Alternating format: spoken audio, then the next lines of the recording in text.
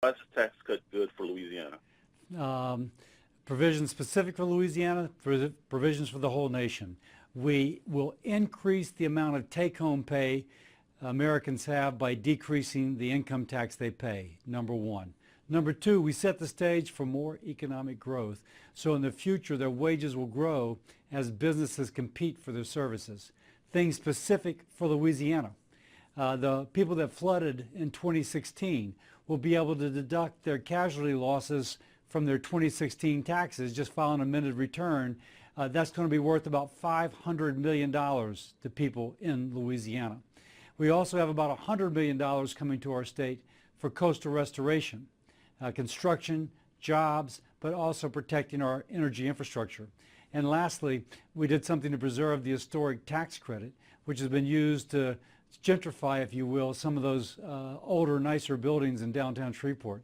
So lots of things, both for our state and for our nation.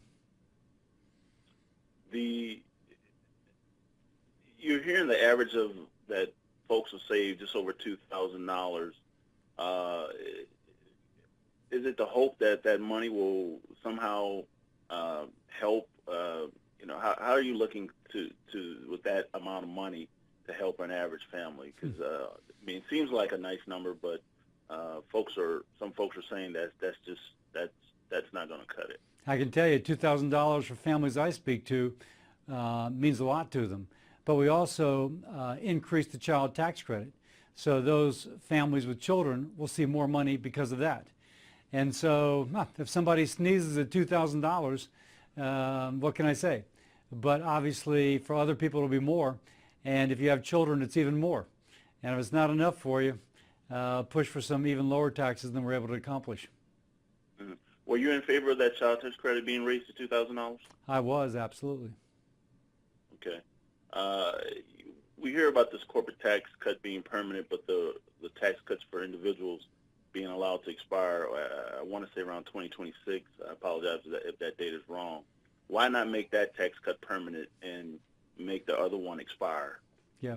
When businesses make investments, they are looking over 30 years, the lifetime of the investment. And so you need a tax code that works over 30 years, not just 10. On the individual side, what we have seen is that when the tax cuts work, they are extended. So for example, when George W. Bush cut taxes, they were made permanent under President Obama. But most families are not planning their finances out 30 years. They're doing it year to year.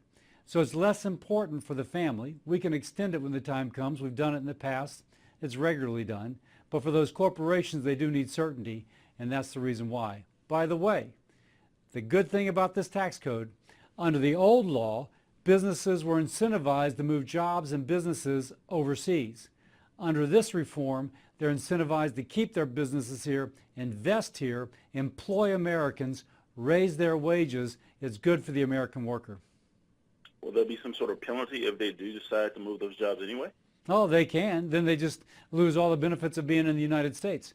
Before, the corporate tax rate in the United States was 35%, and in Ireland it was 12%. So companies would move to Ireland and just pay for the move with this big difference. By decreasing this, we're still more than Ireland, but on the other hand, the advantages of being in the United States, we think outweighs whatever difference is left. Any concerns that this tax cut would just add to the deficit? No.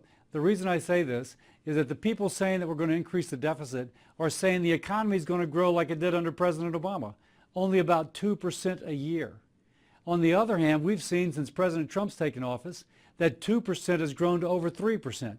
And with this tax cut, we think it stays over 3%. And when you do that, you increase revenue to the federal government, not because tax rates are higher, but because the economy is growing. And that would pay for the tax cuts. Let me switch gears and ask about CHIP. You're a doctor. You've seen patients your whole adult life. What's the delay on getting the funding for CHIP? Is that going to happen? Yeah, a lot of states are going to run out of money soon. I'm pretty sure it's going to happen. In fact, it will happen. The Senate has passed it. The House has passed it. Democrats don't care how it's paid for. The only thing holding it up is that Democrats don't care how it's paid for. But Republicans are ready to go. And I think that we'll have a deal worked out by the end of the year. when you say how it's paid for, how would you prefer for it to be paid for? You know, I think there's a variety of ways to pay for it, but the point is you got to pay for it. So we can go into technical details. I'm actually open to a variety of ways.